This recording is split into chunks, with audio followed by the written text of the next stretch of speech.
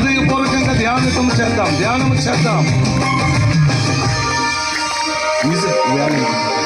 ఈ కృప చేతనే నన్ను బ్రతికించి యేసయ్యా, నీ కృప చేతనే నన్ను బ్రతికించి యేసయ్యా, బ్రతికించి యేసయ్యా. స్తోత్రం, హల్లెలూయా.